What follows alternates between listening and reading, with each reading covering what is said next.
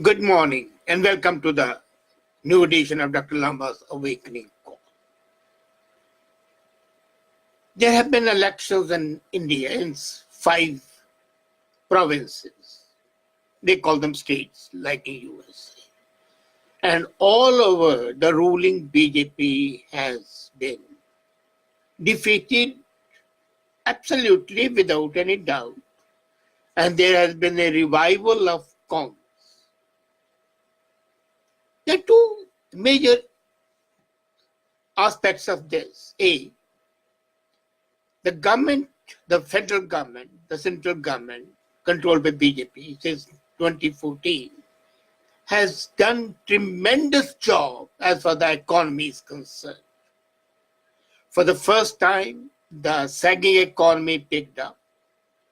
For the first time, GDP grew, employment opportunities went up, infrastructure building was accelerated, education received due prominence, and most important, for the first time in the history, India bet all other countries in making a revolutionary program for the health services. And yet, it was defeated. And a novice, a son of the ruling party, which ruled for over 60 years, Rahul Gandhi, popularly derided as Pappu, led the Congress to victory. There's no denying the fact that this has been the result of 3 major issues. The first was too much emphasis on Hindutva, the fundamental Hinduism, the tirade against beef eating, including lynching and killing of the people, the revival of Ram Mandir over the Babri Masjid, and a feeling of insecurity in the minority, which really was propped up by media.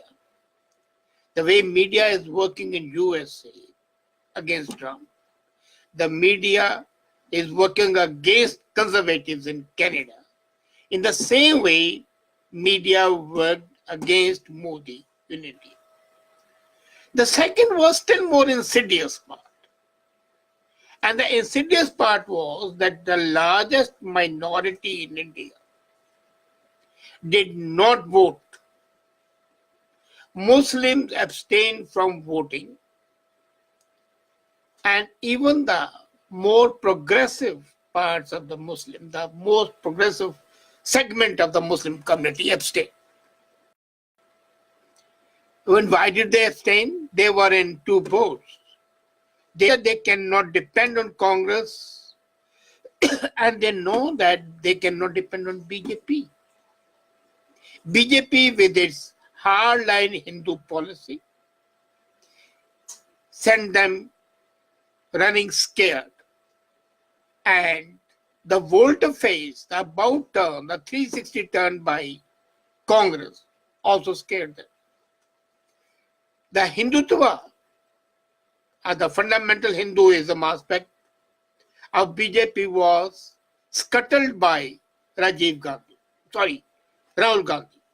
What he did was, he his heritage to be a Hindu racist, put on the sacred thread around his neck, and started proclaiming from the rooftops that he is a Hindu. He visited all the temples where he could go, right from Mansarovar in China to the southernmost tip of India, from the west to the east, from north to the south, to garner and undercut the Hindu base of BJP. And the same Hindu base which had brought victory to BJP in 2014 now was divided. So Rahul adopted the policy of divide and rule. Divide the base, He knew that the minorities would definitely in a large number support Congress. Then there was another issue. The anti-corruption tirade of Modi, who said that he will not be corrupt himself and he will not allow others to be corrupt, scared the leaders of the regional parties, people like Mayawati, people like Mulayam Yadav, Akhilesh Yadav, NTR and others. Now they knew that if they ally with Congress, then they are thieves in a closet. So why not do that? So 22 parties joined hands. And when these 22 parties joined hands, naturally they could set up a joint bloc. So victory really, is it a real victory or a Pyrrhic victory? By that I mean that normally this sort of thing is not there. And the second part, except in 2 states where Congress has won by itself, Mizoram, it has been defeated. It's MNF which has come to power. In 4 states it has come, and in 1 state it is a majority of 4 people only. Now, what is the guarantee of these other parties supporting it that they will not betray it? We have seen the coalitions in India, the combination of the disparate groups in India. And they come together for the only purpose of securing power. And once the power is there, they start fighting between themselves. And the result is short-lived governments. Secondly, when the governments are dependent on 22 parties, each with a different agenda, primarily of an agenda of selfishness and corruption, then those governments start pulling out centrifugal forces. And the centripetal forces, rather, are there. And those fissiparous tendencies, the centrifugal forces, bring about the breakup. We have seen that experiment earlier after Mrs. Gandhi was defeated in 1977. From 1977 to 1980, there were the different prime minister every 6-7 months. And the country suffered. The same thing we have seen when there have been combination governments, whether it was BSP and BJP, or whether it was BSP and SP in UP, whether it was NDA in Bihar, or wherever it has been, the combination governments have not been very successful. Even if they have completed 5 years, they have not done much for the people. Now, is this a reaction of the people to the right-wing parties? I do not think so. Is not people still do not like leftist parties. Let's be very clear about that. If Macron can face that protest wave, scuttling his policy, you can be sure that the old days of the leftists as a so-called progressive are over. But the biggest problem is with the media. The media is almost more than 90% not in tune with the common masses. But then they have an important role to play. What Goebbels used to say, that you repeat a lie 1,000 times, then becomes truth. So when the media starts repeating a lie, people tend to believe that there must be some truth. And the old proverb, where there is smoke, there would be fire, again brings that out. Now, looking at the record of the Modi government and the previous Congress government, I'm amazed at the progress economically, in infrastructure and in health India has undergone. And not only that, it has also established itself as a superpower. There might have been some deficiencies, and there would be. No government is 100% perfect. But for the people, this has been good, and the inflation has been much less than it was earlier during Manmohan Singh regime. And so this defeat of BJP has certain implications. Does it mean that Modi would lose power in next year, that's 2019. That's not possible because the regional politics which determines the success and defeat in the provinces is not at play at the national game. And the Indian voter is very sensible despite being sometimes crude.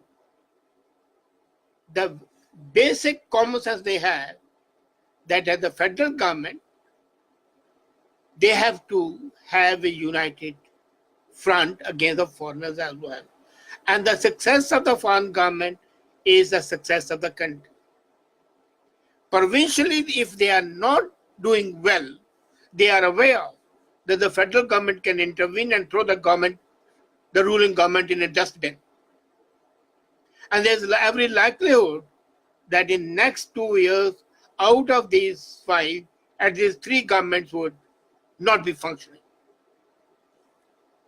There's going to, in Madhya Pradesh, where they have a very slight majority, there is going to be infighting between Scindia, Kamal Nath. In Chhattisgarh, Jogi is going to play a major divisive role. Rajasthan, yes, they might continue for some time, but then again, there's going to be dispute between Gehlot and Sachin Pilot. So, the solidity of the government is not going to be there. There will be internal warfare between the leaders of the Congress party itself and those of its allies. And that will make the government ineffective. Now, coming to the implication. A,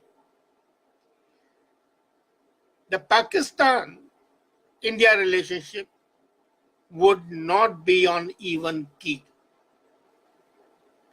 Despite the start of the Kartarpur corridor, which I said is not a corridor at all, which is born in limbo and might never see the light of the day, and is a non-starter.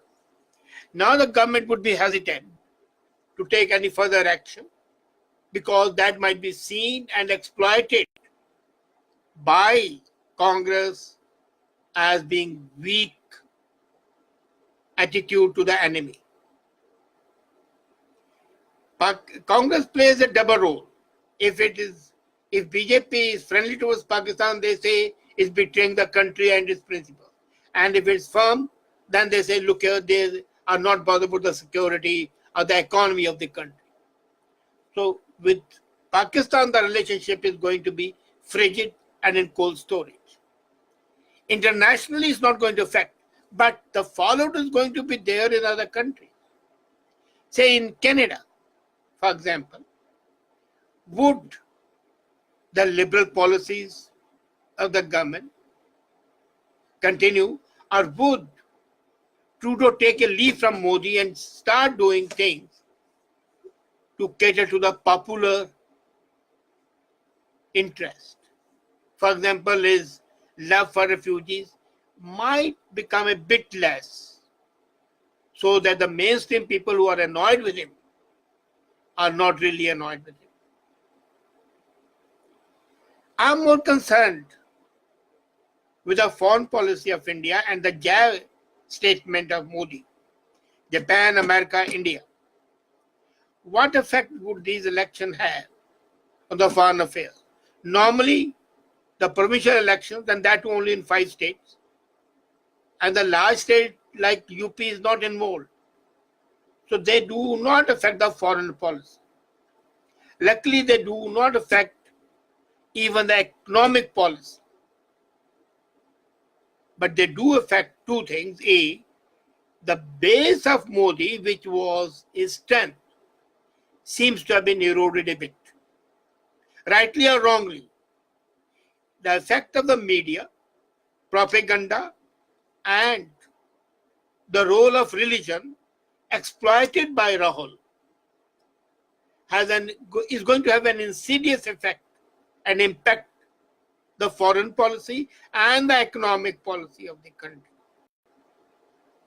What Modi should do now is not to stop his march unto progress. This defeat should not make the government feel that they are really defeated. As I said, the provincial needs are different than the national needs. And this government, the Modi government, is very strong nationally.